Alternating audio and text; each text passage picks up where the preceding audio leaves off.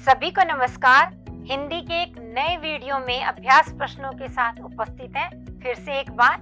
आज की कविता के कवि हैं अवतार सिंह संधू पाश, जो कहते हैं, हे इंसान अपने भीतर झांक। कुछ बातें तो हैं बुरी, लेकिन कुछ है सबसे खतरनाक।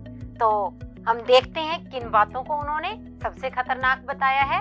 लेकिन पहले हम अवतार सिंह संधू से तो मिल लें। ये हैं कविता के कवि अवतार सिंह संधू पाश, और उन्होंने इस कविता में मुख्य रूप से क्या कहा कि संसार में व्याप्त विसंगतियां जो हैं उन पर बात की कि विसंगतियों, खौफनाक स्थितियों और समाज में बढ़ती हुई क्रूरता का बहुत ही कुशलता से चित्रण किया गया है। यह कविता दिन प्रतिदिन क्रूर और असभ्य होती जा रही उस दुनिया की तरफ संकेत करती है जहां मानवीय मूल्यों का अत्यधिक ह्रास हुआ है। यानी ये मानवीय मूल्यों को पुनर्जीवित करना चाहते हैं। इस कविता में कवि ने जड़ता से भरी शांति, टूटे हुए सपने और कभी ना समाप्त होने वाली प्रतीक्षा की घड़ियों को सबसे खतरनाक माना है। तो ये तो आपने मूल भाव समझ लिया। चलिए देखते हैं इसके अभ्यास प्रश्न कैसे होंगे, जिनमें सबसे पहले हम बात करेंगे बहुविकल्पी प्रश्नों की। पहला प्रश्न देखिए, किसी की मृत्यु पर गाया जाने वाला गीत क्या कहलाता है? 4 विकल्प हैं, मरसिया, मरसान, मृतगान या फिर मरसीना। तो सही उत्तर क्या होगा? मरसिया। आगे बढ़ते हैं और अगले प्रश्न को देख लेते हैं। समाज में फैली खतरनाक स्थितियों का कारण क्या है? राजनीति, बेईमानी, इंसान या भ्रष्टाचार? कविता आपने समझ रखी है, तुरंत पहचान गए होंगे कि कवि ने इंसान को कारण बताया है। आगे बढ़ते हैं। कवि ने किसकी लौ में पढ़ना बुरा माना है? मोमबत्ती की, जुगनू की, दीपक की या फिर बल्ब की? तो कविता के आधार पर इसका उत्तर होगा जुगनू की। आगे बढ़ते हैं। पाश के अनुसार सपनों का मर जाना कैसा होता है? अच्छा, बुरा, न्यायपूर्ण या सबसे खतरनाक? तो इसका उत्तर क्या है? सबसे खतरनाक। आगे बढ़ें और देखें 5वें प्रश्न को। कवि ने आंख को किससे संबोधित किया है? जमी बर्फ से, रूह से, पत्थर से या फिर नमी से? इस कविता के आधार पर उत्तर क्या होगा? जमी बर्फ से। आगे देखते हैं अगला प्रश्न। सबसे खतरनाक कविता के अनुसार किसकी मार खतरनाक नहीं होती? समय की, पुलिस की, डर की या फिर लोभ की? तो उत्तर क्या होगा? पुलिस की। तो आपने देखे इस प्रकार से ये जो प्रश्न है कितने सरल हैं और आप आसानी से उत्तर दे भी सकते हैं। अगला प्रश्न, सबसे खतरनाक कविता के कवि कौन है? अवतार सिंह संधू पाश, प्रभाकर सिंह, रामधारी सिंह दिनकर या फिर नवजोत सिंह सिद्धू? तो उत्तर क्या होगा? अवतार सिंह संधू पाश।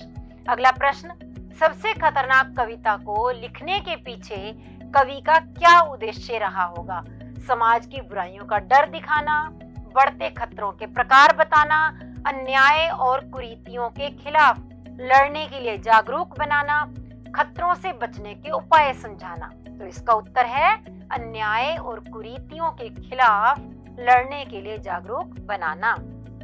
तो जैसे आपने ये बहुविकल्पी प्रश्न समझे, इसी तरह से अब हम बात कर लेते हैं वर्णनात्मक प्रश्नों की। इसमें सबसे पहला प्रश्न, कवि ने मेहनत की लूट सबसे खतरनाक नहीं होती, इससे कविता का आरंभ करके फिर इसी से अंत क्यों किया होगा? तो इसका उत्तर है, कवि यह कहना चाहता है कि परिश्रम का फल ना मिले यह कोई बात बुरी नहीं है, परंतु इससे भी अधिक खतरनाक अनेक बातें इस दुनिया में होती हैं। लोगों को इन तुच्छ बातों को छोड़कर खतरनाक बातों की ओर ध्यान देना चाहिए, जो समाज और देश को अंदर से जर्जर करती हैं। जर्जर मतलब खोखला। अपनी बात को अधिक प्रभावी बनाने के लिए ही कवि ने इस पंक्ति से कविता का आरंभ तथा अंत किया है कि मेहनत की लूट सबसे खतरनाक नहीं होती। बढ़ते हैं अगले प्रश्न की ओर। मुर्दा शांति से भर जाना और हमारे सपनों का मर जाना, इनको सबसे खतरनाक माना गया है। आपकी दृष्टि में इन बातों में परस्पर क्या संगति है और ये क्यों सबसे खतरनाक है? तो इसका उत्तर क्या होगा? मुर्दा शांति का अर्थ है व्यक्ति का निराशा और उदासीनता से भर जाना, और परम शांति तो मरने पर ही मिलती है, परंतु जीते जी इस शांति से मरने का आशय है कि बुराई को देखकर सुनकर भी उसका विरोध ना करना, अच्छाई के पक्ष में दृढ़ता से खड़े ना होना और तटस्थ रहना। तो यह मुर्दा शांति हुई। अब दूसरी बात कौन सी करनी है हमें? हमारे सपनों का मर जाना। तो इसी प्रकार हमारे सपनों का मर जाना का अर्थ है एक नीरस और उद्देश्यहीन जीवन जीना। जाति और देश के उत्थान के लिए कुछ करने की भावना ही मन में न होना, इनमें परस्पर गहरी संगति है। कैसी संगति है? ये दोनों ही बातें सबसे खतरनाक है, क्योंकि इन पर हमारा, हमारी भावी पीढ़ी का तथा हमारे देश का भविष्य टिका हुआ है। अगले प्रश्न की ओर बढ़ेंगे। अगला प्रश्न है, सबसे खतरनाक वह घड़ी होती है आपकी कलाई पर चलती हुई भी जो आपकी निगाह में रुकी होती है। इन पंक्तियों का आशय स्पष्ट कीजिए। तो हमें इस कविता के आधार पर यह आशय बताना है। यहाँ घड़ी जो है वो जीवन का प्रतीक है और जीवन भी घड़ी की तरह ही चल रहा है। समय के महत्व पर ध्यान ना देना और समय के साथ कदम मिलाकर ना चलना मनुष्य को बहुत अधिक हानि पहुंचा सकता है। एक ढर्रे पर चलती हुई जिंदगी बिताने की आदत मनुष्य के लिए बहुत घातक हो सकती है। यथास्थिति में भरोसा करने वाले लोगों को कवि ने विवेकहीन माना है। उनका जीवन चल रहा है, परंतु फिर भी ये प्रकृति के सत्य को झुठलाना चाहते हैं। कवि कहना चाहता है कि समय निरंतर आगे बढ़ रहा है, अतः हमें भी निरंतर आगे बढ़ते रहना चाहिए। चलिए देखते हैं अगले प्रश्न को। वह चांद सबसे खतरनाक क्यों होता है जो हर हत्याकांड के बाद आपकी आंखों में मिर्ची की तरह नहीं गड़ता है? तो इसका उत्तर क्या होगा? इन पंक्तियों में चांद उन लोगों का प्रतीक है जो अमानवीय व्यवहार करते हैं और मानवता के विरुद्ध क्षोभ आक्रोश नहीं दिखाते और शांत रह जाते हैं। जिस प्रकार हत्याकांड के पश्चात भी चांद हत्याकांड वाले मकान के आंगन में चांदनी बिखेरता है, उसमें परिस्थिति के अनुरूप कोई अंतर नहीं आता। लोग पीड़ित के परिजनों से सहानुभूति तो व्यक्त करते हैं, पर उसे ईश्वर की मर्जी कहकर सांत्वना बंधाते हैं। वे अमानवीय कृत्य पर क्रोध में उसके परिजनों के साथ दृढ़ता से खड़े नहीं होते।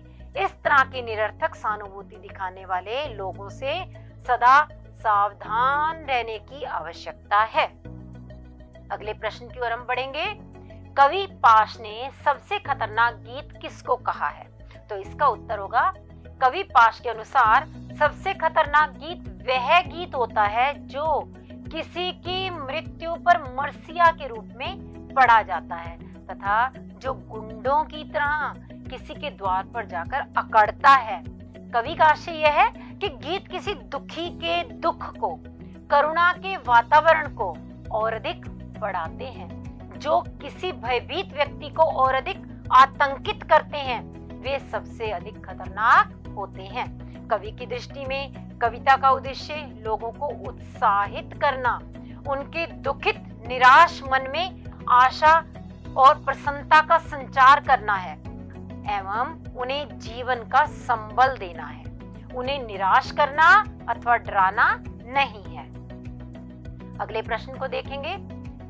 ये प्रश्न है आगे जो कि और हो सकते हैं, यानी संभावित प्रश्न। आप इन सभी प्रश्नों को भी करेंगे और इस कविता को अच्छी तरह से तैयार कर लेंगे। हम फिर मिलेंगे अगली वीडियो में। धन्यवाद।